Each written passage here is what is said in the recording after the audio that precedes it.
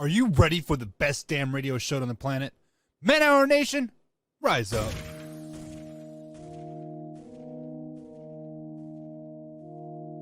You don't want to be every time, no.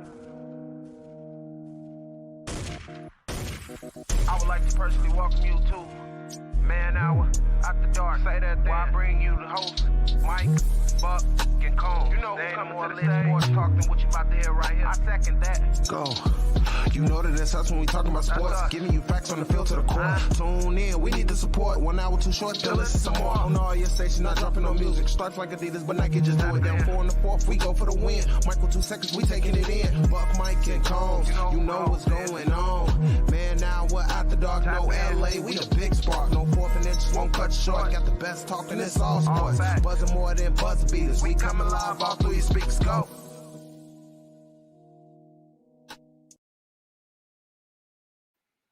And what is going on, Man Hour Nation? It's your boy, Beastie Brandon Combs, coming to you live on this Monday. Guys, if you guys have not heard yet, we are now on Roku TV, Monday through Friday. That is on the Northeast Streaming Sports Network. We debuted today. It was good stuff out there. A lot of interaction. A lot of people reaching out, letting us know that they were watching. A lot of people seeing us on the Roku TV. They're telling me that they were putting up reviews and all sorts of stuff. So trying to get that channel going. So if you have not seen it, head to Roku TV. Head over to the Northeast Streaming Sports Network. And we, just give them some love. Give them a little bit of some likes, some shares, and a couple of reviews would be great. Helps us out, helps us know that we're doing well, and helps us more than you know. It's, it costs a lot of money for us to do what we're doing, but it doesn't cost you guys anything to hit the like, hit the subscribe, hit the share, and do a couple of reviews. So please feel free to help us out doing all you can. Speaking of helping us out, I'm by myself tonight, but the real Kev, our normal Monday night guest, has stepped up, and he's here to help me out for the first hour. So let me go ahead and bring him on. Kev, man, what's going on, boss? How's it going, man? Another day. Hope you had a happy New Year. Had Merry Christmas, all that good stuff. I couldn't be on last week because it's just been a craziness with these holidays, but everything's everything. I'm happy. I'm excited to get back with you guys. Congrats again on you guys being on Roku TV, and let's get it going. Yeah, man, absolutely. Which means you're going to be on Roku TV tomorrow. So feel free to plug in your spot at any point. That way people know where to find you as well. Yeah, 100%. The Bottom Line podcast, part of Belly Up Sports Network.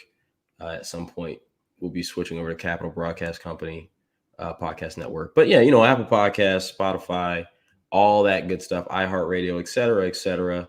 It is important to understand that you can find it pretty much anywhere. There's a lot of important news, things we do hear about, things we don't hear about. We dive into it over there at the Bottom Line. Currently on pause until we figure out this network stuff. So in the meantime, go catch up on the old episodes so you kind of understand what the feel is about. And then from there, when we get back rolling, you'll be caught up and we can roll. Yeah, absolutely, man. And I enjoy listening to your stuff. We enjoy the segments that we have with you every Monday. So it was really awesome of you to step up and help me out tonight, because sometimes doing a solo show, man, that's, as you know, that's pretty tough. You're sitting there talking to yourself. So it's crazy. Like you'd be surprised if I went into like some of the details behind the things I have to do to make sure that it doesn't sound like I'm talking to a wall. When you don't have a producer or somebody else on another mic to respond, it gets a little difficult. So you have to figure out a different way to present what you want to say. And, but once you get it, you got it. And it just helps everybody expand. Yeah. And speaking of talking to yourself, I kind of want to get into Antonio Brown here a little bit. Look, we all saw, if you haven't seen yet, I don't know, why you're watching a sports talk show, because you clearly don't watch sports. If you have not seen what Antonio Brown did on the field yesterday. But for those of you who have not seen it yet, Antonio Brown, all we saw at the time was him taking off of his uniform, taking off his pads, and throwing stuff into the crowd, and then doing jumping jacks in the end zone and walking off on his team. Later on, come to find out that, one story says that, he was told to go in the game. He refused to go in the game. And so they told him, to go ahead and leave. And then another story comes out that says, Antonio Brown didn't feel like his ankle was up to par and didn't feel like he was healthy enough to play. And so then they said, if you're not healthy enough to play, then you need to leave. And that's when he left. Now, I don't know about you, Kev, but I'm all about logic, right? Like I usually don't just hear one side of the story and then just make up my mind off of one side of the story. I don't just, I like to get facts from both sides of the fence, and then I make up my mind as to what does logic tell you? You know what I mean? Like who do you think is right and who do you think is wrong? And I just, for one, if he didn't feel like he was healthy enough to play, his ankle seemed pretty healthy as he was doing jumping jacks and, skipping off the field and waving to the fans. I'm not so sure that the narrative, that the third story that I've heard, where they were starting to freeze him out because he was close to about $1 million in bonuses. And when you start to think about it, and this is the first time the Tampa Bay organization has been accused of this, by the way. It's about the third or fourth time they've been accused of freezing players out when they get close to their numbers on making their bonuses. So let me ask you, Kev. I mean, you follow sports, you follow Antonio Brown. What is your opinion as to what happened? Who do you think is right and who do you think is wrong in this situation? So I'm with you on the logic point. You want all angles of the story. You want all the information you can get. Okay, we're yet to hear, outside of the brief post-game comments, we're yet to hear from Bruce Arians about what these reports say and how true or untrue they are. We're yet to hear from Antonio Brown about what these reports say. He hasn't been cut yet as of this second, Monday night, 8:08 Eastern. He hasn't been cut yet. So there's obviously, it ain't just as simple as, how it sounds in high school where a coach is like, you know what, go to the locker room. Like, I'm done with you today kind of thing. The initial reports at first were, they're trying to keep him from hitting his milestones. Well, if they're trying to keep him from hitting his milestones, that's all the more reason to keep him on the bench, not ask him to come in the game. Right. Oh, well, Antonio Brown refused to come in, so they go, we're done. Oh, well, Antonio Brown's ankle's not healthy. He didn't feel he was, healthy enough to play, so he said he's done. And it's all weird because, he played last week with a 100-plus yard receiving game last week. And with all these weapons, all these weapons missing, I find it hard to believe that Tampa Bay would look and be like, oh, over $1 million. Right? Like these are organizations that pay these players all this money. Like, what is $1 million? Like, are we really trying to, pinch pennies over $1 million? And when I say that, I understand people watching like, yeah, it's a lot of money. I feel it's a lot of money too. But for this, what we're talking about here, $1 million, like, what does an organization do? Like, what does that extra $1 million do that they don't give to Antonio Brown? What does that do for them? Right? Does it get them a couple of new hot tubs in their recovery room or something? Like, what are we really talking about here? We're talking about $1 million, guys. So, I'm not necessarily no theory about what is going on to me holds enough traction in any direction to make me feel like that's the actual way that things go about. Right. And so, of course, like, the first thing people were like, oh, he's crazy. And then those same people were like, oh, I'd have done the same thing. And it's kind of like, all right, like, how about instead of us reacting to the first story every time it comes out, how about we like let it all come out first? So I don't know. If I had to guess, I think, we understand, like, Antonio Brown has a tendency to self-sabotage. Okay. Are we going to blame the Raiders for the fact that, all he had to do was shut his mouth for 24 more hours and he had a full season salary guaranteed and he couldn't do that? Are we going to blame the Raiders for, his issues with the domestic violence stuff? Are we going to blame, we can go down the list. Are we going to blame the Raiders, for that? No, but let me ask you a question. Can we blame Vontaze Burfict for it? It's possible we could. Look, man, CTE is a real thing. CTE is one of those things that you don't really realize until, like, a lot of players when they die, and they were kind of dealing with those effects in the background, like nobody knew. This is the first time where we're seeing this in person, like live, like while someone's still playing. Right. And of course, that's all of our first reactions. But at the same time, we have to be careful because we can't just be out here saying, "Hey, man, he's got CTE." Like, ain't none of us doctors. Obviously is mentally impaired. Like we can't just be out here saying that. So we can speculate. And I understand the jokes are funny, but at the same time, this is also a guy who, his entire life has been one of the most, if not the most talented player anywhere he's played football. So he has been told his entire life that what you're doing doesn't really have much consequence because you're good at football. Right. And you can tell that he had that mindset leaving Pittsburgh. You can tell he had that mindset in Oakland, and you can tell he has that mindset now. So let me ask you this then. In the end zone, doing jumping jacks and saying peace because, hey, no matter how stupid I'm acting, I'm still Antonio Brown. That is his thing. And that's where that's kind of where we have to be careful because he does have this tendency to self-sabotage. So we're just speculating on the CTE front, right? How much responsibility does the NFL have to step in here to say, you know what, we think something might be up. Let's get you tested, see where your CTE stands. And if there is something seriously wrong, we need to help you out with this. I know it's not the NFL's way. They've never done that. They really don't care about their players, and we say it all the time. But I feel like the NFL at this point has to step in and be like, look, there is a reason for some of your behavior. And if it's CTE, then that's on us. And if it's not CTE, let us help you get the help that you need, whether it's with a therapist, whether it's with whatever, else there is.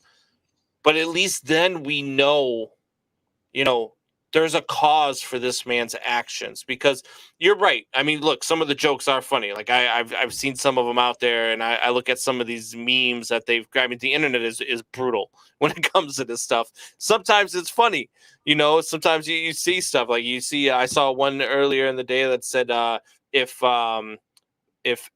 this job was a person, and it had Antonio Brown in the end zone doing the jumping jacks, right? Like some of that stuff is kind of funny, but CTE is not funny, man.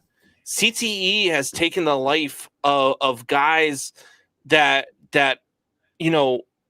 lived great lives. CTE has taken. I mean, you watch a guy like Junior Seau, like CTE took that man's life. And I don't want to see that happen to Antonio Brown. Antonio Brown was a great talent. Antonio Brown is a human being. Antonio Brown is a person. So I think the NFL has an obligation to figure out what's going on with this man. And even if it's not CTE, get him the help that he needs and help him get the help that he needs to get there. We see it in other sports. We've seen it in basketball. The most recent one with Mark Cuban trying to get a former player right and getting him off the snide and helping him out. the NFL just doesn't seem to do that. But to me, they have an obligation to do so. So here's the thing. Here's the problem. Like, if what you're asking is possible, I feel like it would be a feasible ask. But the thing about CTE is that you can't diagnose CTE while someone's alive. Reason is because the thing that tells you whether they had CTE or not is something inside the skull, right? So the only way is when they die and their skull is empty, you can see, oh, there's divots here or whatever it is exactly. It can be suspected, but and so that's where the assumptions can kind of come in. Oh, but see, I didn't know that. Yeah, I didn't know that. That's why, like, when you find out someone had CTE, it's always after they're dead, because that's when you actually you have access to their skull. So that's where that comes in, and so it kind of sucks because it's like, oh man, what can you do? And there's not a lot you can do. Obviously, people will point to the Vontaze Burfict hit where he just pretty much tried to take his head off as the hit. And again, it's possible. But again, like Antonio Brown, Ryan Clark told the Pittsburgh Steelers organization, don't pay him. The Pittsburgh Steelers had to choose between Antonio Brown and Mike Wallace. They chose Mike Wallace. Was like, oh, I want, like, they both threw up for an extension. They could only choose one, blah, blah, blah. They chose Antonio Brown. And Ryan Clark said it was a mistake because this type of stuff, the type of way Antonio Brown was acting behind the scenes that we didn't see is the way that he's acting now. When he got to Oakland was so desperate for a wide receiver that they could do whatever with and throw the deep ball to, and John Gruden had plays drawn up for and all this stuff that they were willing to let him do whatever. And again, that's how you get to that point.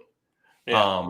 Once he got out of Pittsburgh and he was like, oh, I can do what I want now. Like, all of a sudden, all this stuff came out.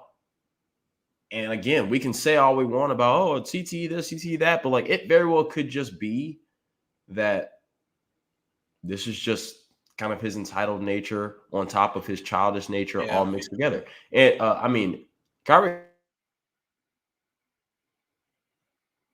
Irving is Aaron Rodgers is a bit out there. None of us are hollering that he's got CTE. Well, and it's not like he wasn't it's not like he was a model citizen before the Burfict hit either, right? I mean, was his rookie year. He got in that fight with Troy Polamalu on the field during practice or something like that. He's not always been the perfect person, and so some of it maybe just thinks that, hey, maybe this is just who this guy is. Maybe this is just his mentality. But either way, man, it's sad to see what this talent has become. We talked about it last night. Is he the most wasted talent in NFL history? And I pointed to a guy like Josh Gordon, who I feel is more of a wasted talent than Antonio Brown was. I mean, at least Antonio Brown went out and won a Super Bowl and did some things. But it's sad to see either way. But before we get to our first break here, I want to get into some of these comments, man. The comments are lighting up. One Pride 40, he says he definitely thinks it was that shot from Burfict that did this. He asked how close, in another comment, how close he was to his his bonuses. So yeah, I mean, you had 6 catches, I believe, away from 33K, something like 50 yards away from 33K, and 1 touchdown away from 33K. Yeah, it was 300. Oh yeah, 333K. Yeah, so each one added up to about $1 million. Coming into the game, 8 catches away from that incentive, 55 yards away from that incentive, and a touchdown away from it. And again, like, this is the same guy who come, midnight of opening day, and he had his full salary guaranteed for the year and couldn't keep his mouth shut for 24 more hours after all the nonsense he had even been through previously leading up during the offseason with the feet. And remember, this is also the guy who threw a hissy fit because he couldn't wear a certain helmet, right? Like, all this stuff. And that was in Oakland, which is, I guess, now Vegas. again, this is a guy who tends to self-sabotage. Like, I don't think that it is much different than that. The other thing people got to remember about CTE is one hit doesn't give you. Times have been hit in the head, but if this was, like Anquan Bolden, remember he got lit up in the end zone against somebody one time when he was playing for the Cardinals, and he was down, and he had to like get his whole face surgically repaired, like, But that was the only real hit that he ever took. And, no one was hollering about him having CTE. Like it's right. I wouldn't. It seems like the easy thing to say, the popular thing to say right now. Oh, CTE is a real thing. Oh, blah blah blah. But like, it could just be like, this is a childish man. Again, he's been given pretty much anything he's ever wanted, due to the fact that he's better at football than most people. And Bruce Arians, we know Bruce Arians. He ain't having that nonsense. He's not doing that. And on top of that, after all of this, do we really think that the Buccaneers brought in Tom Brady to play with people's money and play with game results? Like, we lost Chris Godwin for the year. Leonard Fournette is out. Like, we're struggling. We're reeling here, trying to just limp to the playoffs to make another run. We brought in Tom Brady, and we're gonna do stuff like bring in, because Mike Evans is dealing with a hamstring. We're gonna his one pretty much most reliable weapon right now. We're gonna pull him out because we don't want him to get his catches. Right. We got Tom Brady over here. Like, if Tom Brady says, "Dude, put him in the game," they're gonna put him there. Right. And I see you guys in there. I see Alpha Rob's in the chat. I see Drew's in the chat. Buck's been in the chat. Michelle's been in the chat. Appreciate you guys for chiming in. Alpha Rob says CTE is an excuse. How about maybe he's just out there? He's just like those Hollywood people that does crazy things. That's a good point, Rob. Like I said, or Alpha Rob, that's a good point. We all know weird people, right? And when I say weird, I don't mean weird. I just mean weird. Like, anybody we see that seems to think is different. They're having a different opinion is one thing. Having a way out their opinion is where we start calling weird. So when I say weird, I use that term loosely, but I don't mean it derogatorily or anything of that nature.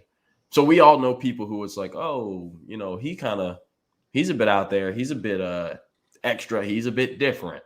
Yeah. It's easy. And like I said earlier, it's easy to point to CTE just because it's the easiest thing to say right now. But in reality, it could just be, some of these celebrities, they don't take showers, right? Like we saw all that stuff. It could be one of those. Yeah.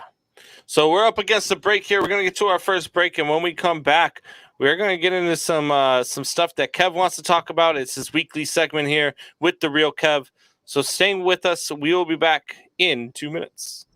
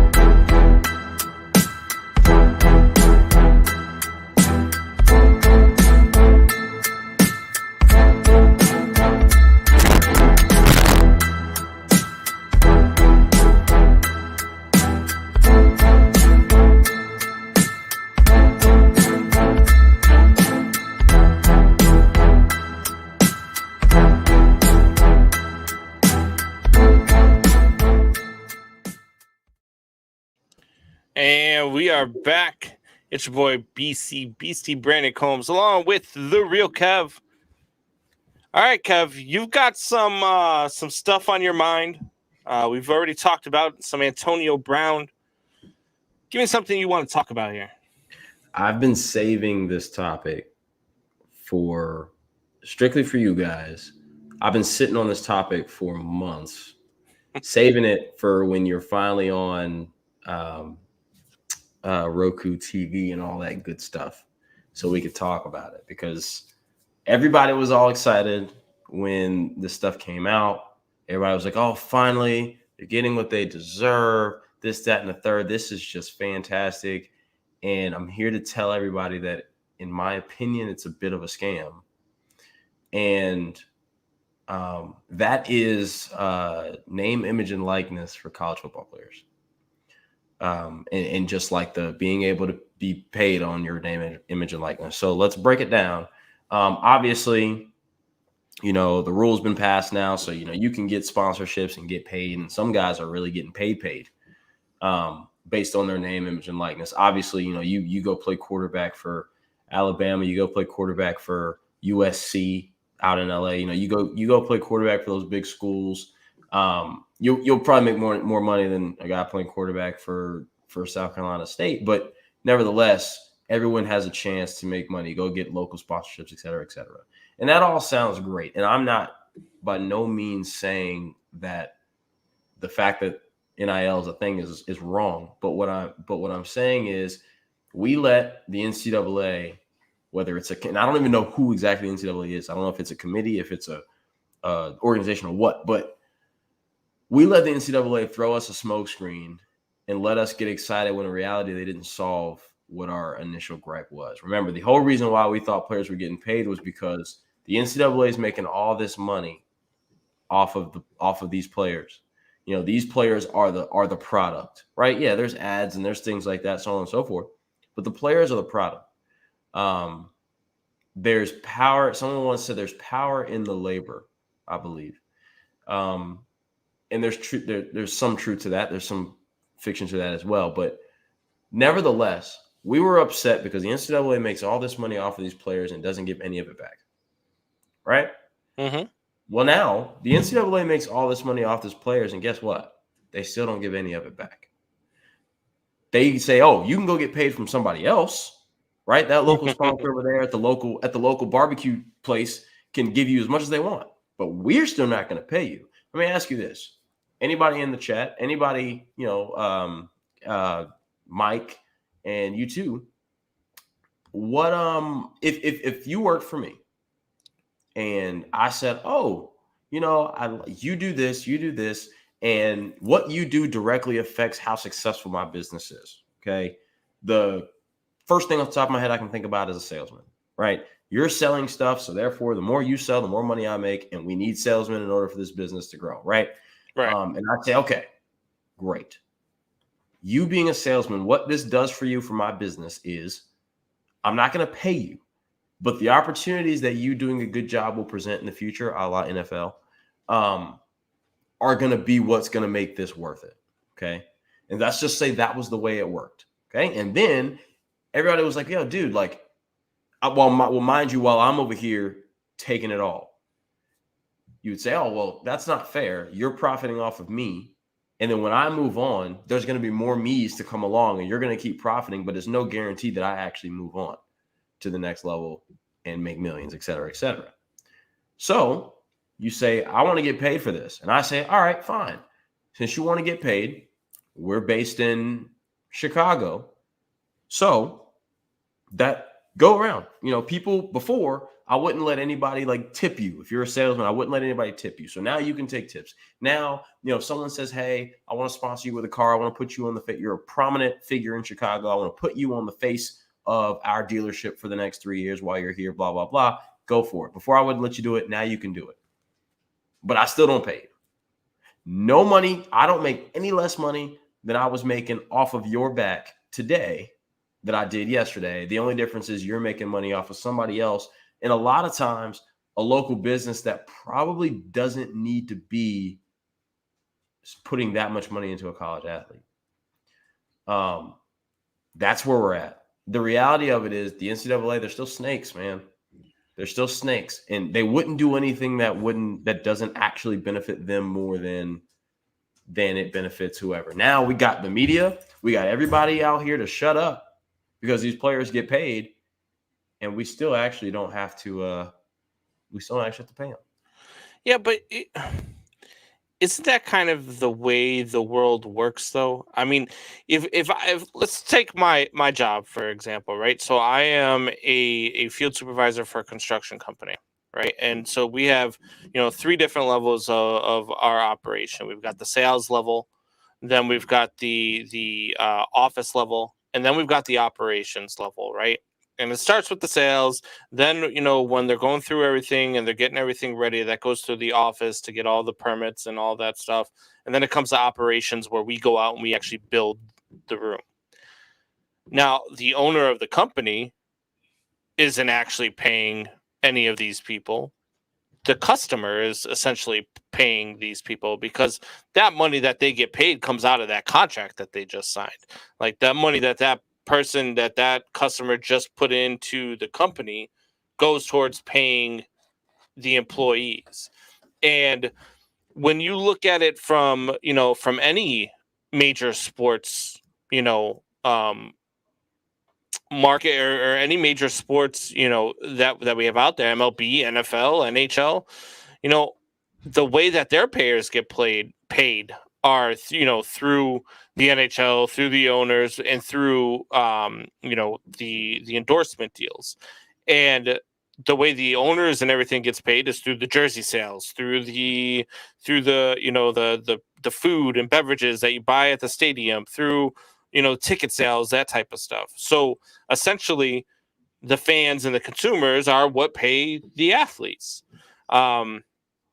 And the owners make way more than what the athletes do. It's kind of how it works. And the owners of any business always make more than what the athletes do, or what the workers do. Now, I get what you're saying to a point, because look, the NCAA is making out like a bandit, but it's no different than like right now in Major League Baseball, we've got the lockout.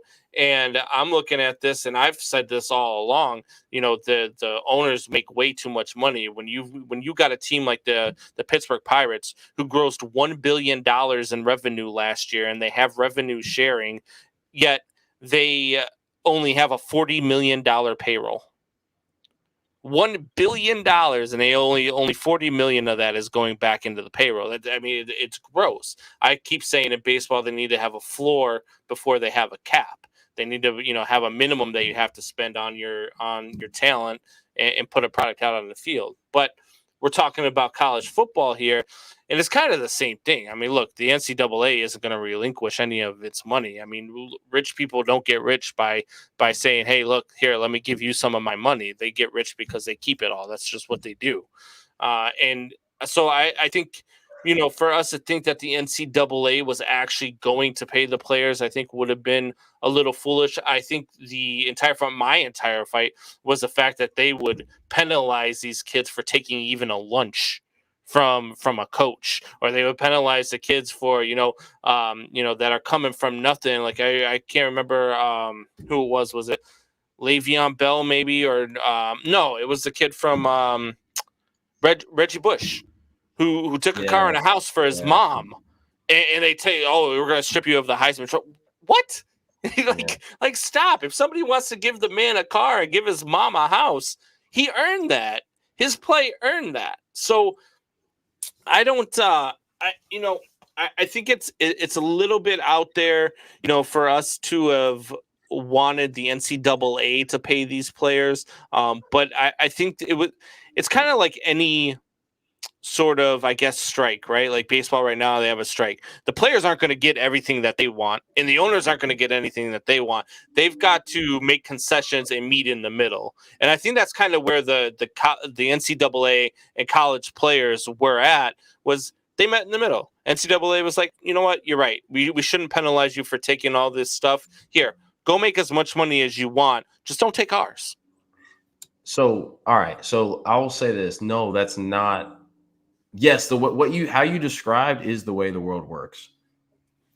But at the end of the day, a consumer is paying a company whose company, you said the NHL or whatever, what they're paying their players is a part of the overall revenue. They need the ticket sales, they need the this sales, the concession sales, all of that to pay these players, because there would be no concession sales without these players, right? There would be no reason to come to a game if there was no players. So they pay them. What I'm saying is, what the NCAA is basically saying is, hey, guess what? The fans, they got to pay concessions and they got to pay tickets and they got to pay season, all that stuff. But also the fans decide to pay you, not me.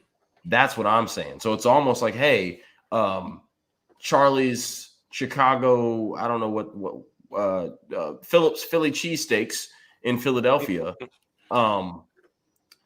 has to already, people pay to get into games and see people play. They also then, if they want you to get paid, they got to pay you themselves. And that's where it's kind of different. The other thing with the professionals and the endorsements, of course, they sign contracts, and it's a little bit different with like the way their stuff works. If we're going to say, hey, we can at least be proud of the NCAA for the fact that they don't punish kids for trying to make a dollar. Right. We can say we can be proud of them for that, but that's not what the joy was. Yeah. The joy was not, oh, well, heck yeah, hoorah, they're not punishing these kids anymore. That wasn't the joy. The joy was all these kids can finally get paid. Right. And the last thing is, when you have a strike and a lockout, and you're talking about professional athletes, you're talking about Major League Baseball, NBA had a lockout, NFL, like they all had to go through CBAs and all that stuff. It's bound to happen from time to time. They make concessions because, like, owners and stuff, we're dealing with grown men, right? There's the problem with the NCAA is there is no representation for students. Who actually represents the students? Do they represent themselves? Is there a legal, like there is no NCAA PA. So therefore, the reality of it is the NCAA doesn't make any concessions they don't have to make, like that they wouldn't want to make, because they're not fighting anybody. They have 100% autonomy, and all the rules are made by them. So in reality, there's no like, oh, well, we'll give you guys a little and give you, because the reality is we need to get this media noise that's been sparking for 8, 9, 10 years. We need to get this off our back. Let's just go ahead and say, oh, they can get paid. But in reality, I in no way do I think, hey, we want to do this for you, so we won't punish you anymore. I truly believe this is a look, we're not trying to pay you because we don't really think that we think that what we do is more important than what you do. And so therefore, we're not going to pay you. Right. They can pay you. The people who pay to come to the games, the people who pay to eat the Phillips Phillies can also then pay Phillips Phillies so that they have enough money to then sponsor you. Right. On the back end. And then Drew wants to know, does the NCAA charge the business that wants to use the NIL with a player? That I don't know. I don't think so. I think that what that player does is his own, it's like it's a private, like I don't think they're allowed to touch that in any way, shape, or form. Now, remember the first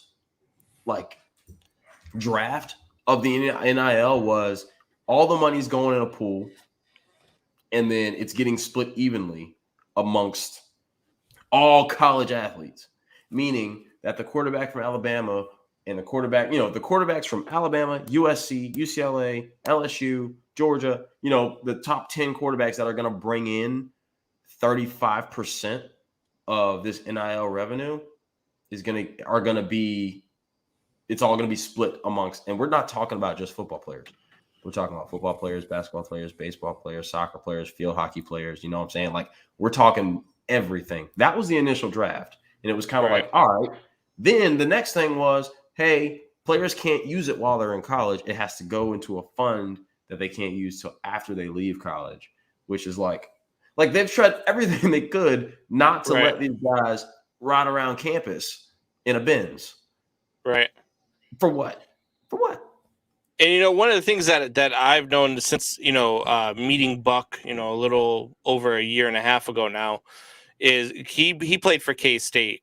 He was a linebacker for Kansas State. And I didn't know that the colleges actually do give the college athletes a stipend after every game. It's not like a crazy amount, but some colleges do. They'll give a stipend of like $1,500 or $2,000 a month to a college athlete. It probably depends on your status, with the team and whether or not you're a starter and all that other good stuff. But I didn't even know all that, ahead of this argument that I had brought up a while back before they even started paying the players. Now, I just don't know. The NCAA as an entity has to me always been an unnecessary entity in college football. Why they don't need the NCAA? What is the NCAA there for? They don't the colleges could run this stuff without them. And I don't know how the NCAA has been able to convince people that they are a good, source of what they need in their sports. Because, look, to me, the only thing the NCAA has done with college football is hold it back. I mean, hold it back when you could have there's no reason why you can't have a 12-team playoff. There's no reason why you can't do the thing. And to say, oh, well, the kids, they've got to go to class and they've got tests to take. Stop it. There's no reason why you're telling me. So from, the NCAA basketball tournament, you're telling me those kids are in class for that month that tournament's going on? No, they're not. You know what I mean? You can't tell me that an extra 3 weeks of the college football season is going to stop these kids, make or break their academic in college, when we know, probably 35% of them aren't worried about their academics anyway because they're playing sports professionally when they get out of college. So I don't subscribe to that notion. I think the NCAA has been a sham all along. I don't want to undermine the NCAA's role in everything. Way back when I used to do, when I worked for the YMCA, I used to organize summer camp tournaments and leagues. So you had at our branch, you had 8, 9, 10 different camps going on. This was a sports camp. This was this camp. This was that camp, whatever. And what I would do was I would come in and I'd say, okay, now we're going to organize a little league. We're going to play some games. We're going to have a tournament, blah, blah, blah. And I would do that by myself. Yeah, because that's 10 camps. 10 camps with maybe 10 players and 2 coaches each, right? Right. You're talking about 300-plus schools. And the problem is the reason why the NCAA or some sort of committee, unit, entity, whatever, is important is because every school has its own interests at heart. And there's no way for North Carolina to say, all right, Alabama, we're going to do this. We're going to be in the same league. We're going to go by my rules. And Alabama's going to say, well, no. We're going to go by our rules, right? The NCAA allows, and I don't know this 100%, but if it was built the way I would anticipate it being built, which honestly it probably wasn't, they'll say, hey, these are the rules set in place. These rules are not meant to gear towards one school or another. Whichever schools can abide, can operate in these rules, the best is going to have the most success. But if we put it up to the schools, I don't think they'll ever agree because no 2 schools has the same agenda. No 2 schools. And but what you could do is like any other sport, you can get the athletic directors together. You could have a commissioner and you could get together and you could say, hey, these are the rules. The commissioner is there to enforce the rules. There's ways around the NCAA. I get what you, I mean, yeah, look, without rules, there's just chaos, right? There's anarchy. And so there has to be some sort of rules and there has to be a way to follow them. I just think the NCAA has found a way to sort of kind of run a Ponzi scheme almost on these players for so damn long because they're making all this money and for what? For what? I mean, who cashes the checks? When they get paid from ESPN, when they get paid, who is the one holding this? All right, yeah, this is going to this account. Who is running this? That's who I want to know. Who's the man behind the curtain? Because whoever it is has done a hell of a job keeping themselves out the spotlight. Nobody has any idea who that is. You might know who the commissioner is, but the commissioner just gets paid by the NCAA. Who is the one paying them? Because they got everything. Everything. They have done it. And that's where it's yo, dude, like he's the one that's like, yeah, I'm not paying these players. I already got to give out this to the schools. And if you make the college football playoff, your whole conference gets like a whatever the check is and blah, blah, blah. I already got to pay out all these schools. I ain't paying out these kids too many players. You know what? I almost think that sometimes, especially with the SEC bias that there is, I almost seem like there is a kind of, how there's boosters for schools, right? So boosters will give schools money so that schools can give out scholarships and all this stuff.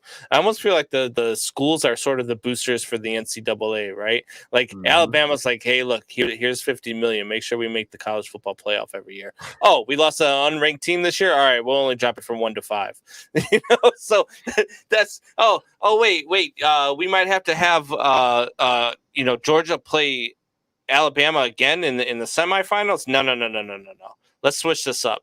Alabama's going to jump Michigan, and Georgia's not going to fall below Cincinnati. And what we'll do here is we'll just make them play against each other because they'll probably win both of those games and they'll play it. I was rooting so bad for Cincinnati and Michigan to both win their games, to have Cincinnati, Michigan in the championship game, just so that the NCAA, like I guarantee you, if that had happened, both teams would have come down with a rapid case of COVID, and both teams would have had to forfeit, so they would have just played Alabama and Georgia anyway.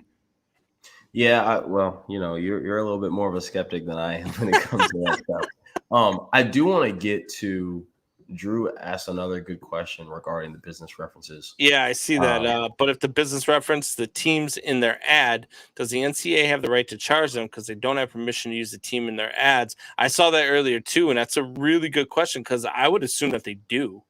So the thing people have to remember is, even though the NCAA is an entity in which all the schools kind of fall under, each school itself is a private entity as well.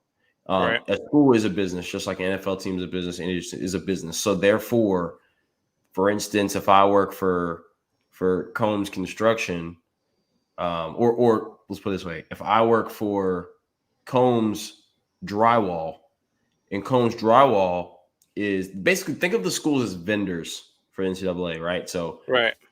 Overall, there's a huge construction company that uses each individual vendor to get this whole thing built, to get this house built, right? Well, if I work for one particular, if I'm a vendor and I say, hey, well, this guy who works for me, I'm going to, promote him. I don't have to then go pay the overall big construction company. I don't have to pay them for that. I'm only just paying. So like, Alabama doesn't have to. Nobody, the schools don't have to. I'm sorry, Phillips Philly cheesesteaks doesn't have to pay Alabama and pay the NCAA to use Alabama's quarterback. I think they just pay the quarterback. Now they may have to get a charge from Alabama because hey, like in order for Bryce Young to be on your thing, you're obviously going to have to promote that he's an Alabama quarterback. So maybe they have to pay Alabama, but I don't think they have to pay the NCAA. And again, I don't know, but from my 2 semesters, 1 year of business in college, this is all I can give you. And that's that it's a good question because maybe because you see ads out there all the time. Hell, I see a billboard all the time driving to work where it's Chris Bryant and he's doing an ad. And he's got, what most people know is he was playing for the Cubs. He's got a pinstripe jersey on, but the Cubs logo isn't on it. And he's just got a plain blue hat. So maybe they didn't have to pay the Cubs because they didn't use their logo, but they used their player, and everybody in Chicago knows who the hell he plays for. So Same thing with like the NCAA football game. They use all the teams' logos. They use their colors. They use their this, that, and the third. I don't know if they had to pay the schools or pay the NCAA. I think they had to pay both because there was like NCAA symbolism in it, like, NCAA football, like, that kind of thing.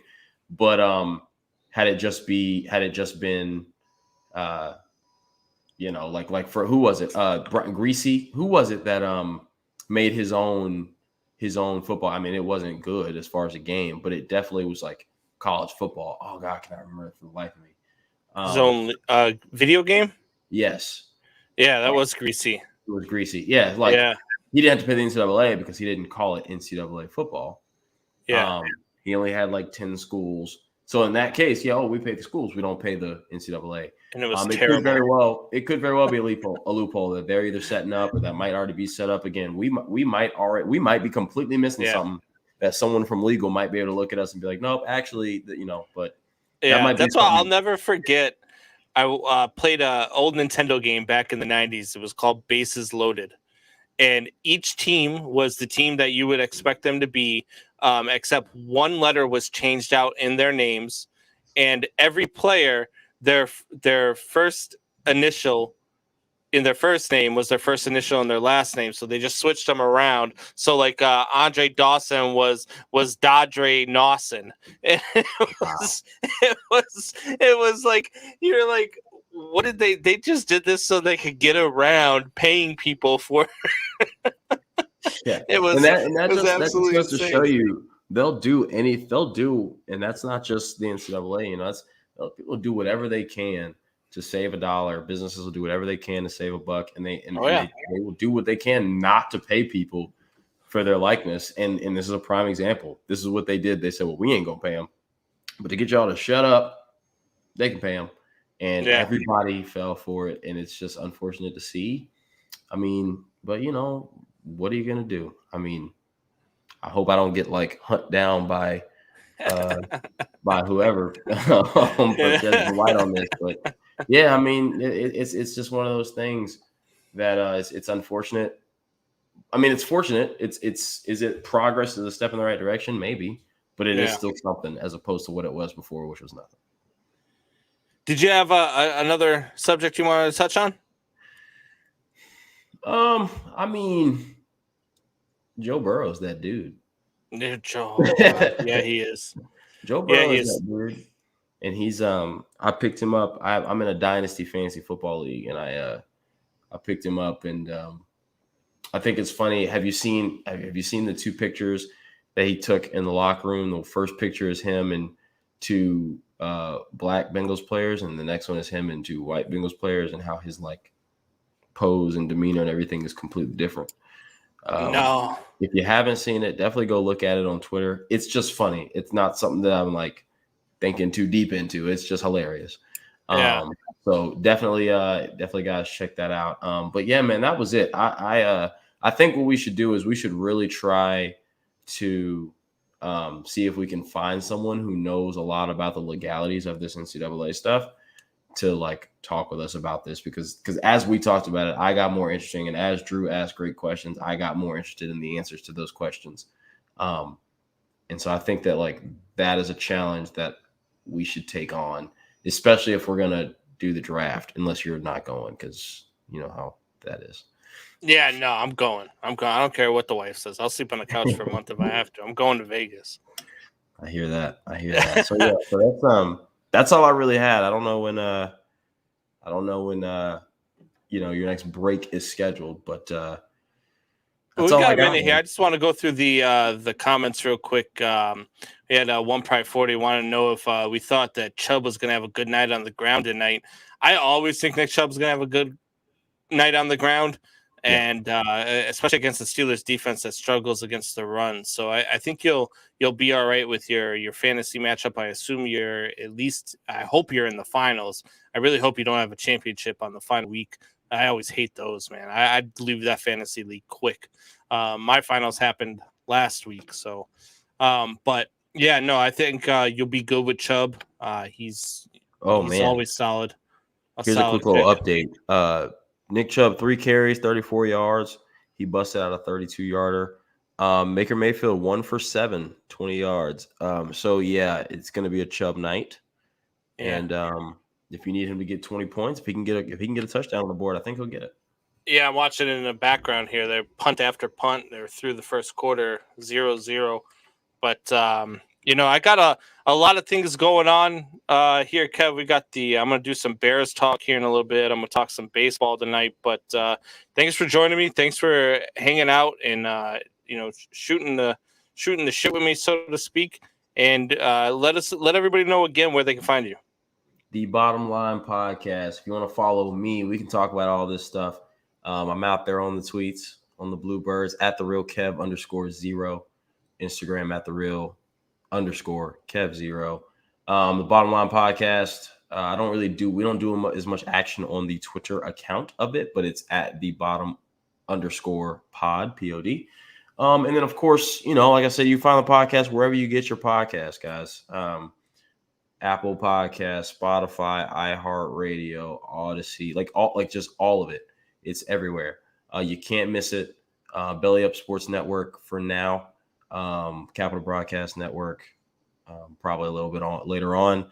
And, we're talking real stuff. We're talking stuff like this, getting guests on to explain stuff like what we talked about today, even CTE stuff, name, image, and likeness stuff. This is the kind of stuff that we talk about. So if you enjoyed this, definitely go give it a listen.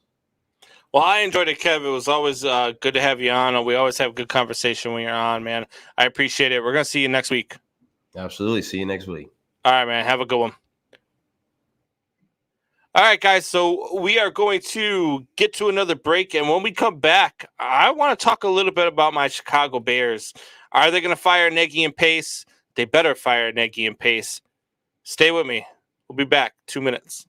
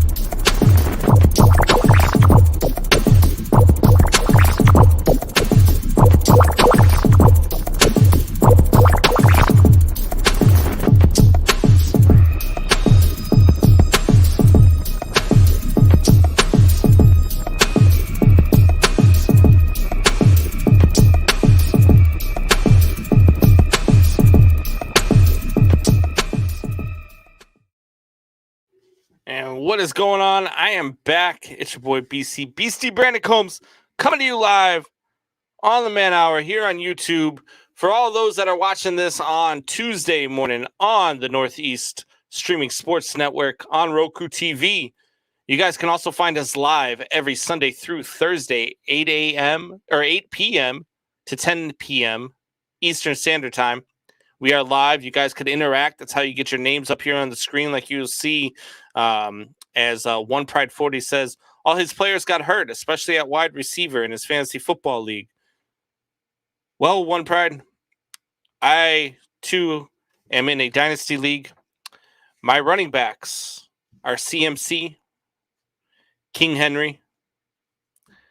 Yeah, so I had a rough season there in my dynasty league. I also have DeAndre Hopkins as a wide receiver. Hurt all year. Had a couple really good weeks at the beginning of the year that helped me out, helped me at least get on the playoffs. But it was a rough one. It was a rough go. I had, I have Cooper Kupp, I have Matt Stafford. So there, I got away with a little bit. I had Tom Brady, Gronkowski. So those are some of the guys on my team. I don't know all of them right now, but that's what I had. Dealt with a lot of injuries and then a lot of COVID at the end of the year, which really killed my my fantasy season. So, but at any rate, I see that One Pride 40 also said keep Nagy. Listen, One Pride 40, I know you're a Detroit Lions fan, and you just want to see Bears fans suffer, which I don't know why, because I don't want to see Detroit Lions fans suffer. I think you guys deserve a winning product.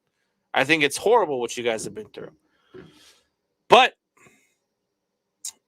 are the Bears going to fire Nagy and Pace? And I would say yes. I would say they absolutely are going to fire Nagy and Pace. One of the reasons why I think they're going to be firing both of them is they're not really evaluating young talent. You watched the game this past week. You had Tevin Jenkins, who only played 7 snaps, not evaluating him. You got Justin Fields, and instead of playing Justin Fields and letting him play like you would let any other player play hurt, you're playing Andy Dalton, and you're trying to decide between him and Nick Foles. Like, why? First of all, why is Nick Foles even on the damn team? That's one reason why you should fire Ryan Pace. Second of all, you're playing against a guy who is named, God, I'm going to forget his name now. The quarterback from whatever the hell his name is, Long Neck is what I call him. And the guy throws for negative 10 yards. He had negative 10 yards passing yesterday. And that's the guy that you paid $18 million to a couple seasons ago. Another reason why I think they're going to fire both of them is because all year long, Bears ownership has said that they're a collaboration. They're a collaboration. Nagy and Pace are a collaboration. They've been together. They go together. So if you're going to fire one, you're going to fire both, in my opinion. You can't just say, "Oh, they're a collaboration," and then be like, "Nah, never mind. No, they're not. No, they're not. We're gonna keep one, but fire the other." And that's another reason to fire Ryan Pace, right? He's missed on 2 coaches. He's brought in 2 of his guys, 2 of his coaches, and whiffed on both of them. And if you don't think he whiffed on Nagy, you're watching something different than what I'm watching. If you think Nagy was anything more than the wrong choice, anything more than a guy who rested on the laurels of the fact that he had 1 year with a quarterback who was a rookie, who nobody saw coming, that was probably going to end up being a Hall of Famer right off the bat. And Matt Nagy came to Chicago and he robbed Chicago blind. He took their money, did no good, and ran away with it. That's what Matt Nagy did. He's a quarterback whisperer. That's what they said. He's going to come in. He's going to be able to develop a quarterback. Well, he proved you wrong with Mitch Trubisky. He proved you wrong so far this year with Justin Fields. His inability, complete inability to be able to develop a young quarterback has been astounding. I mean, just astounding. I mean, look, don't get me wrong. Mitch Trubisky was just not that guy, and Ryan Pace got fleeced on Mitch Trubisky, and that's another reason to fire Ryan Pace, right? You completely missed on that quarterback pick, and you gave up a lot to go and get him. For what reason, I don't know, because you only had to move up one spot. He certainly would have been available at 3. You idiot. But you missed on him. And Matt Nagy, even though you missed on him, Matt Nagy should have been able to do more with him than what he did. But Matt Nagy doesn't have the ability to adjust to his quarterback. He doesn't have the ability to say, you know what, this is my playbook, but these are my quarterback strengths. He doesn't go to his quarterback strengths. He wants his quarterback to adjust to his playbook. And that's not how you do things in the NFL. That's not how things are done at all. Not really at any level, to be honest with you. How do you develop a player and expect him to work to your strengths and you not work to his? It's terrible. It's terrible. And, you know, another reason that why you're looking at firing Matt Nagy is none of his players are held accountable for what they do. There's no accountability in this organization. It's ridiculous. It's ridiculous. And there's talk about them bringing in a players, players community, right? So they're going to have former players come in and, like Olin Kreutz and, Brian Urlacher and all these guys, that Lance Briggs, and they're going to have say in the organization and how it's run. Well, all of these guys have spent time criticizing what Ryan Pace does. So the talk about Ryan Pace maybe staying on and becoming president of football operations, there's no way you're going to bring in Olin Kreutz and Lance Briggs and Brian Urlacher, who've been criticizing the hell out of Ryan Pace for his decisions, and say, hey, guys, guess what? Come on, you're coming into the organization. You're going to have a say. By the way, Ryan Pace is your boss. It doesn't make any sense in the world. You're not going to do that. How are you going to sell that to the fan base, keeping Ryan Pace or Matt Nagy? You can't sell that to the fan base. Who's going to buy that? Other than fans of other teams, like One Pride 40 here. Who's going to buy the fact that you're trying to keep Pace or Nagy or both? You're not going to buy it. Nobody is going to buy that. Nobody is going to say, hey, you know what? Yeah, you're right. Ryan Pace, he missed on Mitch Trubisky. He missed on two coaches. Another thing that he does, he's drafted okay for the most part, other than at the quarterback position. Roquan Smith was a great choice. Roquan Smith has 157 tackles this season. Brian Urlacher at his peak, his best season, had 152. And there's still a game to go. So Roquan Smith is having a great season.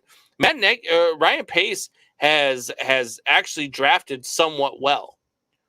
But to whiff on the coaches, to whiff on the quarterback position, to not hold any accountability and do the things needed done to make this a winning organization, that's unforgivable. And it's unforgivable to the fan base. And there's no way you can sell that to the fan base of saying, hey, yes, you know what? Ryan Pace no longer be the GM, but he's going to be the president of football operations. For what? So he can go hire his buddy to be the GM, and Ryan Pace can still call the shots and still do what he wants. Nobody's going to buy it. So if you're the Bears and you're going to say, hey, we're going to keep Ryan Pace, the only way you can justify that is say, look, we know he's with, but we think that this is the right choice. It's not going to be the most popular choice, but we think this is the right choice. And not try to sell it at all. Just say, hey, look, this is what we're doing and deal with it. Don't like it? Go root for the Lions. Like, I don't know how else to put it. That's what the Bears organization is at. And the problem with it for me, when I hear Drew say stuff like he's going to keep Ryan Pace, the McCaskies are going to keep Ryan Pace. They love Ryan Pace. The reason why I hate that idea so much is because it's plausible. That's something the Bears actually would do. And it scares the crap out because it's something that they would do. And they're just so poorly run from the top down. And it sucks because this is a charter organization of the NFL. This is supposed to be an organization that is run with class. It's supposed to be an organization that is competitive. This is supposed to be an organization that is at the top all the time. Now, I'm not talking about winning Super Bowls. I'm not talking about, because, look, not everybody's going to be able to do what the Patriots have done over the last 20 years, right? Not every organization is going to be able to sustain that amount of success. It's been unbelievable what the Patriots have done over the last 20 plus years. And now what they're doing again this year. They're going to make the playoffs again this year. But what the Bears have to do, they have to at least be competitive in their own division. And they haven't been that. Yes, they won 12 games a couple years ago with Matt Nagy and with Mitch Trubisky on the heels of an amazing defense. That defense carried that team to those 12 wins that year. It had nothing to do with the offense. The offense was so inept, and it showed in that playoff game against Philadelphia where they needed a last-second field goal that banged off both uprights. That was terrible. One Pride 40 says that would not make your Bears attractive to head coaches. Look, I think the Bears are the second worst head coaching opportunity out there right now. And it's because of ownership. It's because of the lack of support you get from ownership. The fact that they show that they don't make the right decisions at the right time.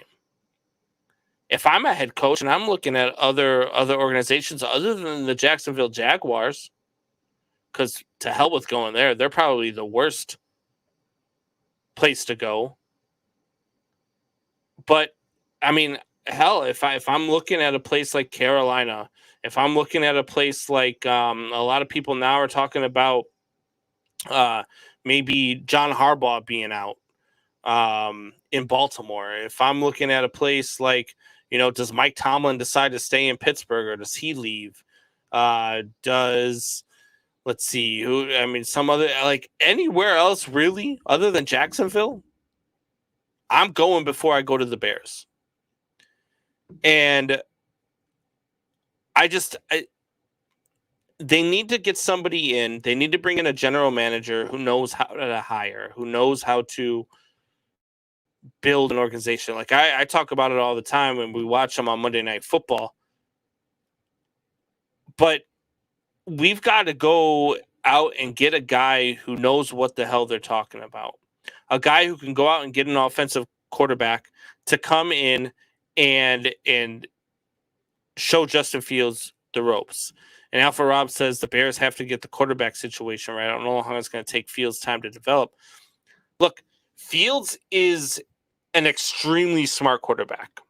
Fields learns on the fly faster than a lot of quarterbacks I've seen. And I've seen a lot of poor quarterback play. I'm a Bears fan. Our best quarterback of all time is Jay Cutler. So I've seen a lot of bad quarterback play as a Bears fan. But you can develop Justin Fields really easily as long as you're willing to adjust to Justin Fields' strengths. Bring in a guy like Eric Bieniemy from Kansas City who knows how to adjust, who knows how to make adjustments, who knows how to, when the chips are down like he's shown this year in Kansas City. Look, they didn't look so great in the first 6 weeks of the season, right? But now they look like they might be the best team in the AFC. Bring in a guy who just knows how to develop a quarterback, knows how to play to his strengths. Justin Fields is a stud. Justin Fields is a bona fide stud. Buck, I see you out there, man. Look, you're not even on the show tonight, and you're pissing me off. Andy Dalton is not a top 15 quarterback. He's just not. You can say it till you're blue in the face, just like you said that the Lions were going to win 11 games this season. You're out of your mind. Andy Dalton is not a top 15 quarterback. Look, the Bears need to part ways with Ryan Pace. They need to part ways with Matt Nagy for all of the reasons that I just talked about. It scares me when they go out and they win a game 29-3 against the terrible New York Giants. It scares me that ownership's going to look at this and be like, well, they're moving in the right direction. Maybe we should give them another shot. because that's what the Bears would freaking do. And it drives me absolutely bonkers as a Bears fan to watch something like this in this franchise, in this city, to show what they can do, to have to sit there and sit through this. The McCaskies, look, they're not going to sell. Should they sell? Sure. Yeah. Everybody in Chicago would love to see them sell. But they're not going to. They're not going anywhere. All we can do as Bears fans is hope and pray that they find the right GM. And that they give the right GM the space to go and do what he needs to do to make this a winning organization again. Finally get tired of losing. Look, being a Chicago guy, I sat through how many years of the Chicago Blackhawks under Bill Wirtz? Just horrendous. Horrendous owner. Wouldn't televise home games because he felt like if you wanted to see your team, you had to go to the stadium and pay him to see your team. Wouldn't televise home games. Wouldn't pay for high-priced players. Wouldn't bring in, high-priced talent. Wouldn't do any of that stuff. And the Blackhawks didn't win under him. And then he passed away. And as much as I hate to say it, and as much as I don't want the bad karma, him dying was the best thing that ever happened to the Blackhawks because then Rocky Wirtz took over. And Rocky Wirtz went out and got Jonathan Taves and Patrick Kane, and the rest is history. Won 3 Stanley Cups in the last, 11 years. And had a dynasty. Well, when they were struggling to score goals, went out and got Marian Hossa. Sometimes ownership, you're not going to win under ownership because they won't allow you to. I just hope that at some point the McCaskies get tired of losing, get tired of hearing people like me and other people in the media talking about how much they suck and how bad it is to be a Bears fan. It's terrible. It really is, because this organization should be so much better than what it is. And the owners of the organization are what's holding it down.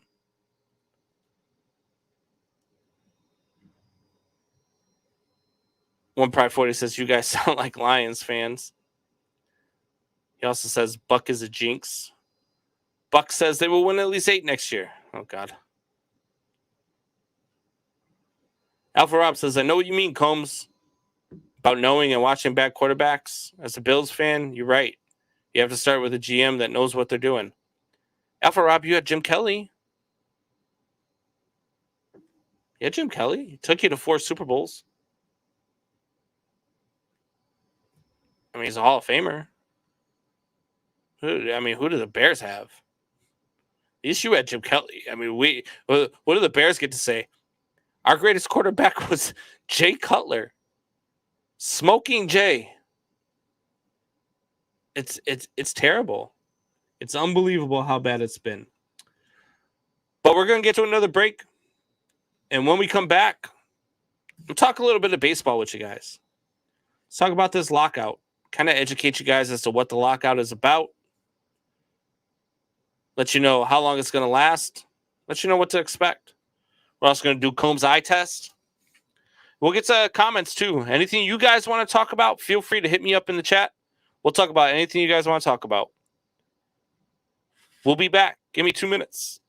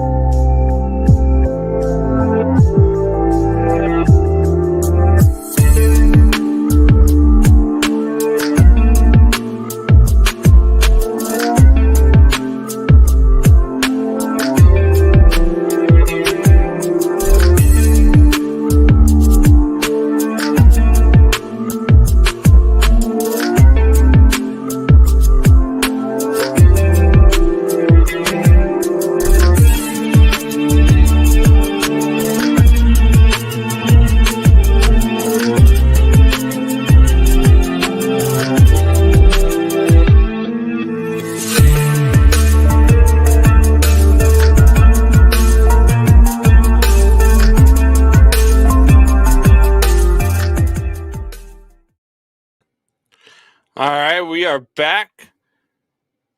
Guys, we talk a lot of football on the show. It's kind of our bread and butter.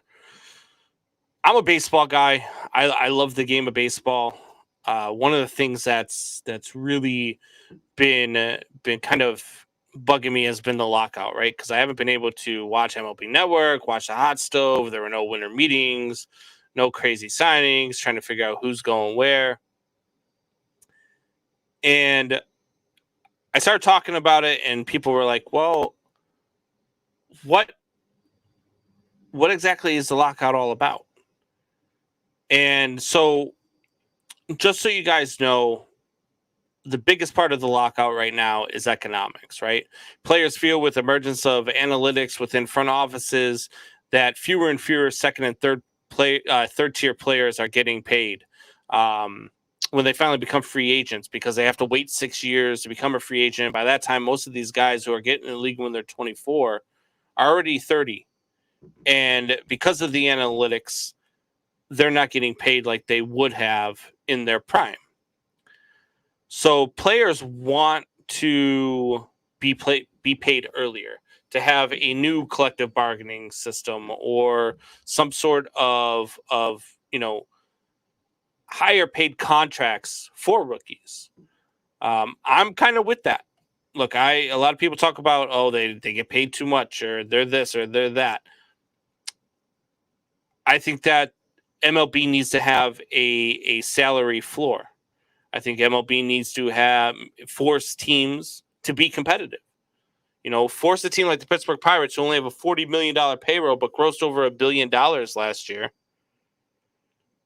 to spend some of their money and put a product on the field that's worth watching. And a lot of that goes into this. Now, some of the things that the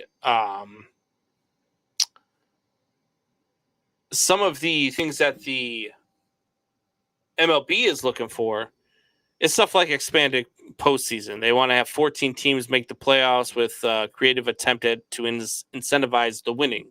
So that would incentivize the Pittsburgh Pirates to maybe spend more money. The best team in each league would receive a bye, while other division winners would get to choose their wild card opponent. It's a pretty dramatic change for MLB. So it's one of the things that the players don't really want for some reason. I don't know why they wouldn't want it. It means more baseball. It means more money in your pocket. I don't really understand why a player wouldn't want it. So those are some of the things that we're looking at. The owners don't want to pay more money when the players are younger. They want to have more control over the players. The players, they don't, they want the incentive to get paid when you're younger, when you're in your prime. So the biggest question is, who's going to win it? And I don't think that's going to be a win-win for the players or for the owners. I think that what's going to end up happening is the players are going to end up with something to be happy about, and the owners are going to end up with something to be happy about. It could be in the form of an overhauled arbitration system, could have the designated hitter in the National League, a higher luxury tax threshold, or a quicker route to free agency. It'll be a couple of those things, but it's not going to be all of them. It's not going to be all of them. The owners are going to get a win somewhere along the line. And that's where it's at. Now, a lot of people are like, well, spring training's coming up, MLB season's coming up. When is this whole thing going to end? It's hard to tell. I mean, look, the possibility of losing games is always out there. I don't want to say that it's guaranteed that this thing's going to end before the season starts. I think a key date is probably January 31st. You're probably looking at a realistic time frame for players to still be able to get to spring training and still prepare for the regular season to start on time. If it gets much past that, we could be talking about losing games. And that's not good for the game. It's not good for baseball. So those are just some of the things for those of you who are kind of passerbys in baseball.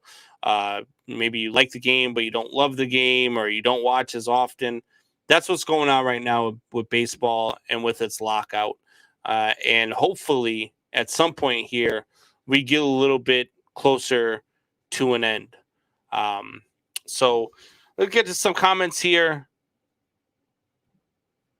Alpha Rob says, I kind of agree with that. You have a short period of time. You have to make the most money you can. I agree. Look, you're 24 years old and you come up in the major leagues. And I use Chris Bryant as an example.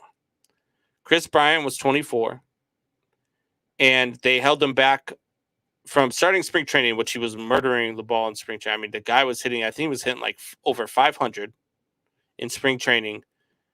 And they held them back and they said, no, you're going down to the minors, because if they didn't bring him up, if they waited till May 15th, they get an extra year of control. So they held him back. And then he makes $645,000 that year. He's the rookie of the year. Hits 30 plus home runs. The next year, he makes $785,000.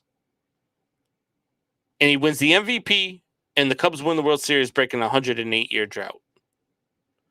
Then he goes to arbitration that year and makes a record $1.5 million in arbitration.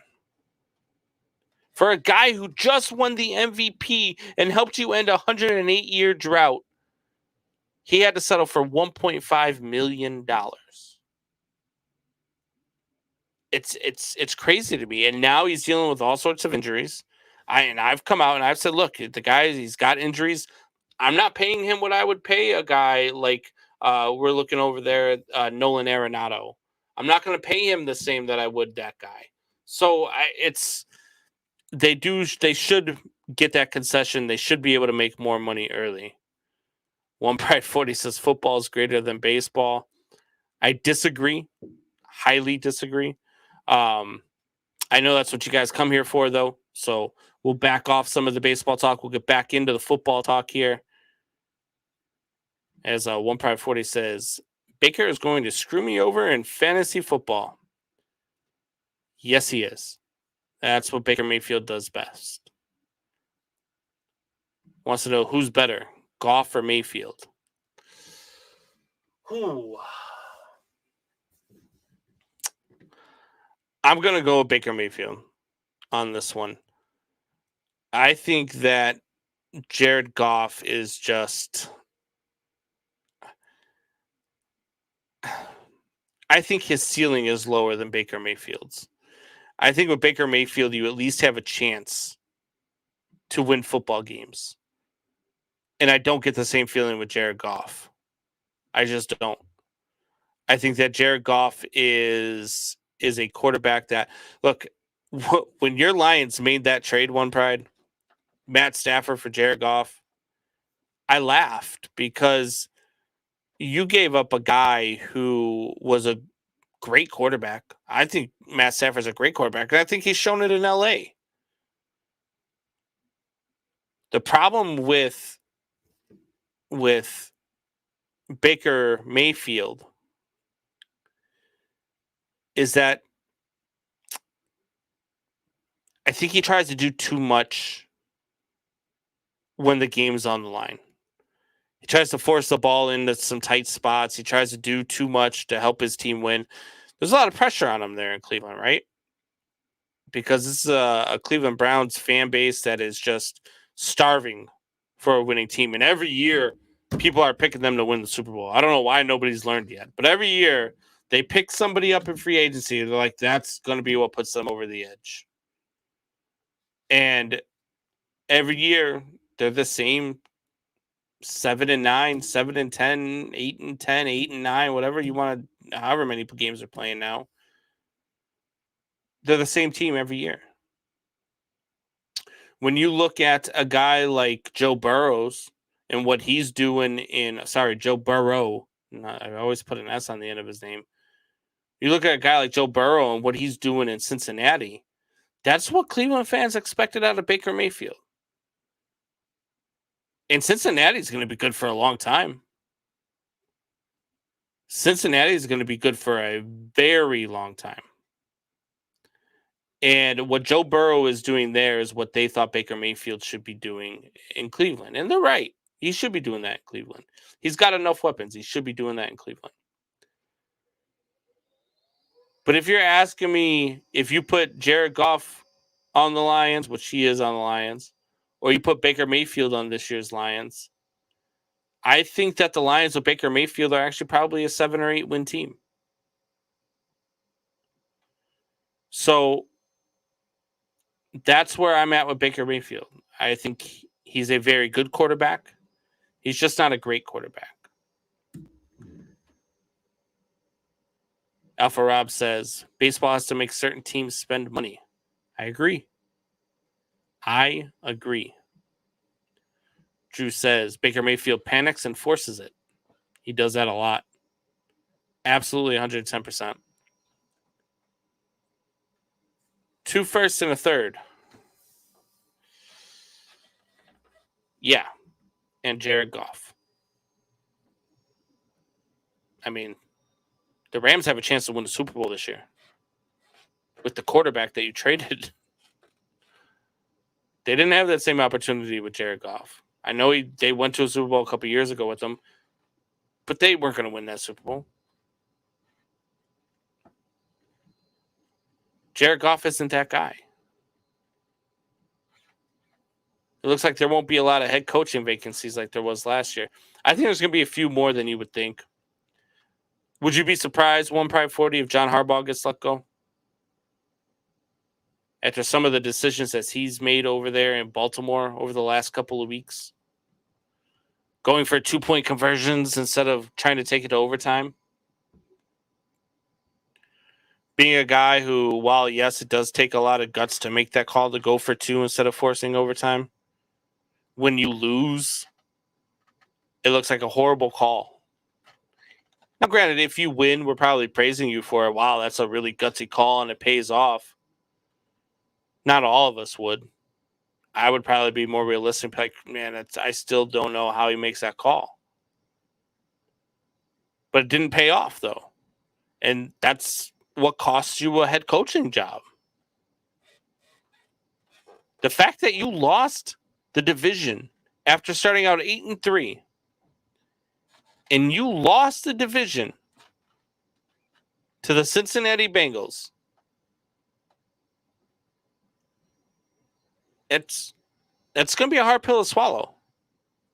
And that's going to be hard for John Harbaugh to overcome. So I would not be surprised if the Baltimore Ravens job opens up. Another job I wouldn't be surprised to see open up would be Seattle. I think the Seahawks might be searching for a new head coach. You got the Bears, you got Seattle, you got Baltimore. Let's see, who else could be on the hot seat? How about Denver? Denver's another one that could possibly open up. You know, they went out and got Teddy Bridgewater, supposedly got their guy. And they haven't been great. They've been underachieving this year. There's a lot of high hopes for them in Denver. They haven't panned out. What about Cleveland? Could Cleveland's job be opening up? So I think there might be a few more jobs opening up than what you think. I really do. You know, Alpha Rob says Denver. I agree. I just messed. I think Vic Fangio could be on his way out in Denver. You know, depending on what goes on in Tampa Bay, I know he's only 1 year removed from a Super Bowl. But if they lose in the first or second round, with all the stuff that's gone on in the locker room, with the Antonio Brown debacle, could Bruce Arians be on his way out? It's not out of the realm of possibility. Tom Brady doesn't seem to get along with him. What about the Pittsburgh Steelers? What if Mike, not that they're going to fire him, because I don't think they'd ever fire Mike Tomlin. But what if Mike Tomlin decides he doesn't want to come back? What if Mike Tomlin wants to pursue other opportunities? You know, if they find a way to end up losing this game, they'll secure their first losing season. Oh, no, I guess next week they could go 8-1 and technically not have a losing season. But if they find a way to lose this game, up 10-0 to the Browns heading into halftime here, that he could be a guy who's just like, you know what, I want to see what I can do. He's a guy I'd welcome in Chicago. I'd love to see a guy like Mike Tomlin. One prize says Joe Judge is safe. I mean, he went out on a limb last night in the press conference for the organization. That might have saved his job there. I don't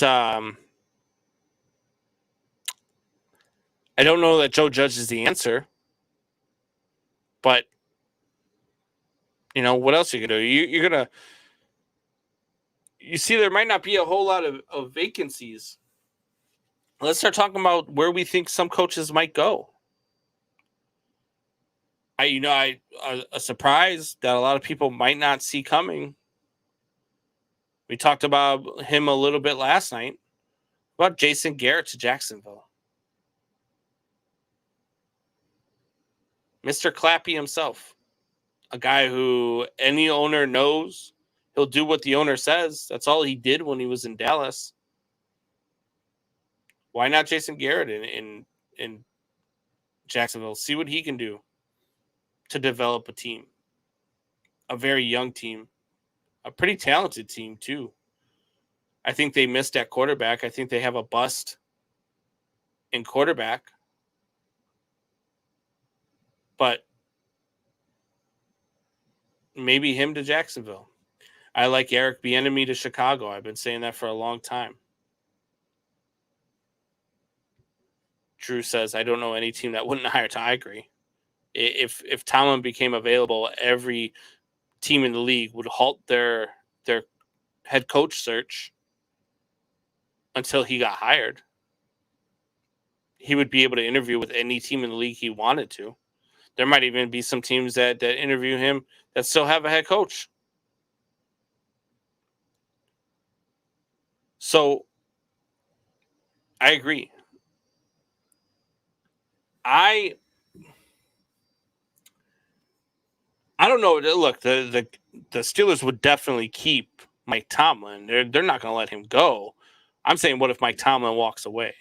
I think that's where they would lose him, is if he just decided, hey, look, I just want to go explore other opportunities. I want to see if I could do something else. You know, see if I could go revamp a Bears organization and a guy like Justin Fields. If you're Mike Tomlin, you can ask for the world as a free agent head coach. You can be like, look, I want stock in the team. I want part ownership. And I want total control over my roster. And you'll get it. Any team would be dumb not to do it. So that's probably why you wouldn't coach for the Bears, because they would be dumb and not do it.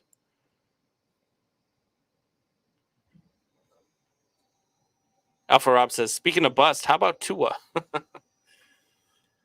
I don't know that we can call Tua a bust just yet. But before he was drafted, I said it would be a horrible draft pick if the Dolphins picked him at 5. And then the Dolphins picked him at 5. And it hasn't been so great. Now, they did go on a run. They have been playing better football as of late. And that was in big part to Tua's play. So he's starting to get better. He's starting to develop. He's learning some things. But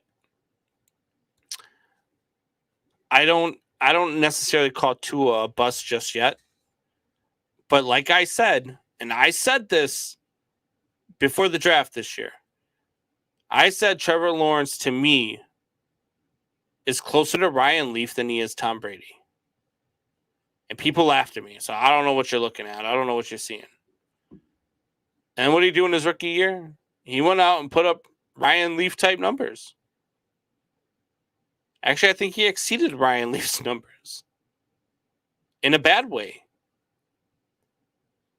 So I don't know that Tua is a bust. I 110% believe that Trevor Lawrence is a bust.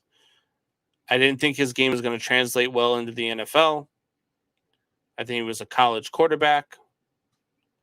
And there's a lot of guys in the league that are like that, though. A lot of guys in the league that are college quarterbacks, and it doesn't translate. And you very rare that you find the Patrick Mahomes of the world who are losing quarterbacks in college and then just take the NFL by storm. So Alpha Rob says he hasn't shown you anything that made you say, okay, something is there. Are you talking about Trevor Lawrence, Alpha Rob? I haven't seen anything from Trevor Lawrence that made me say that this year. Nothing.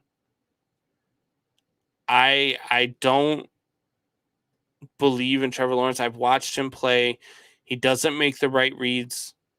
He doesn't like getting hit, and he gets hit a lot in Jacksonville. I don't see anything from Trevor Lawrence that says, hey, you're going to be this successful guy. Alpha Rob says Tua. I've seen enough from Tua to say, yes, he's developing. There is something there. This little run that they've made over, the last 6-7 weeks before they got beat this past week has made me say, all right, you know what? Tua's doing something here. He's leading this team. They're making a push for a playoff spot.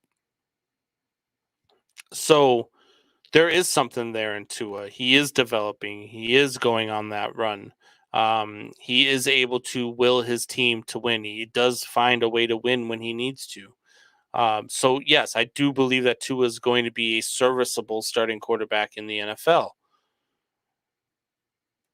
But when you get picked at number 5 in the first round, you need to be more than a serviceable quarterback in the NFL. When you get picked at number 5, you need to be a top 10 quarterback in the league. And right now, Tua is not a top 10 quarterback in this league, and I don't know if he'll ever be that. So that's where I say that Tua is the bust. I don't think he's ever going to be what he was supposed to be prior to that hip injury. Actually, prior to that hip injury, I didn't think he was going to be what he was supposed to be. So, no, I don't see that from Tua, just like I don't see it from Trevor Lawrence. So, One Pride says, top 10 picks better be all-stars. Completely agree. Drew says, I think Tua's brother is better than him. Ooh.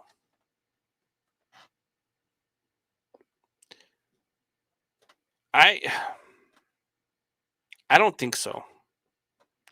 There have been cases where I've thought that the younger brother was better than the older brother, even though the older brother got all of the accolades and all of the attention.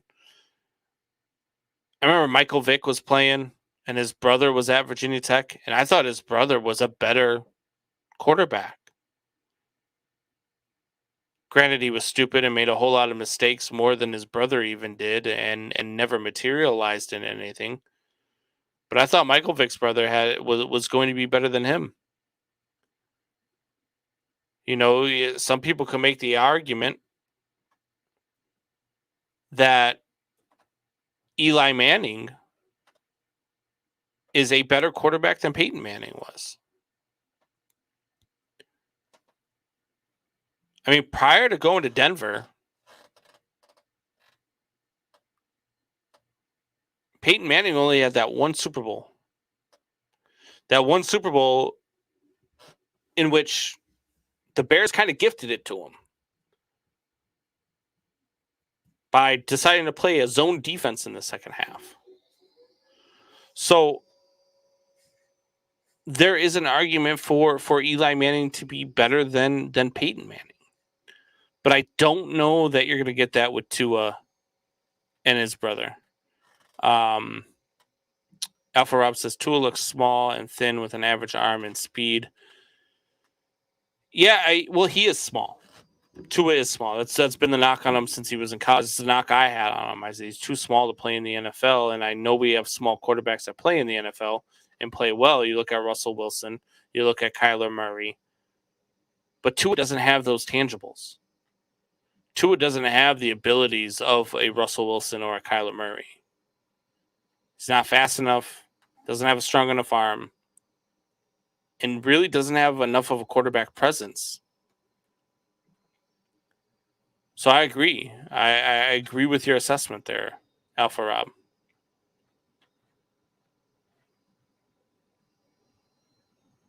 All right, guys. It's time for Combs eye test. So let's get that out there. Combs eye test coming up. My eye test tonight is going to be about what we're witnessing on Monday Night Football.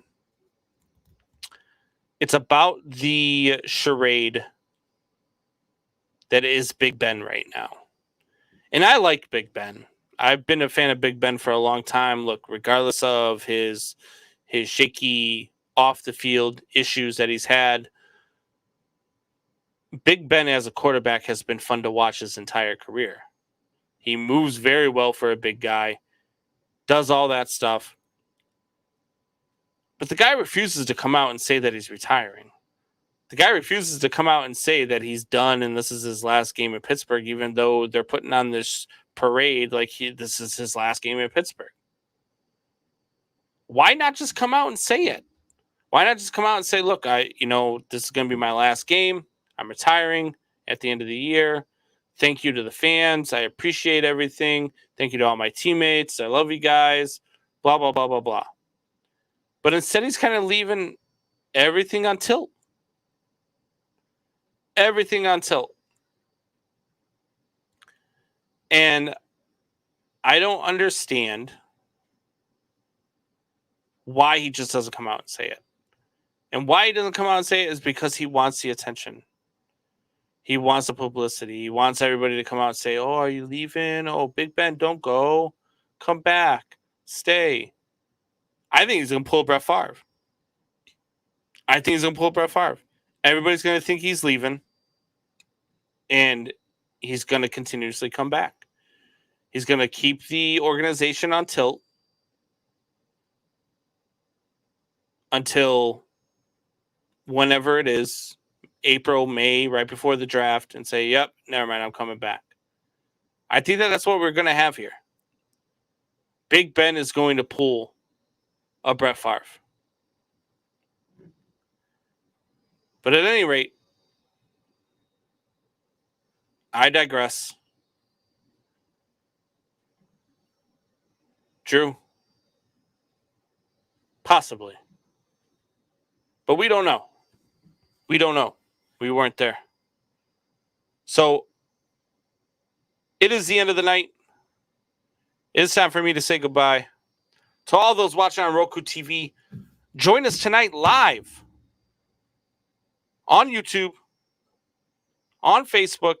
Join in on the comments so we can get you up on the screen. We can talk about everything you want. There's probably going to be a lot of solo shows over the next couple of months as Buck is transitioning into a new position at work. But we can make this work. All I need is you guys in the comments. You guys keep me talking for hours and hours and hours. So join me live. But until then, Alpha Rob, One Pride 40, Drew, Man Our Nation, rise up.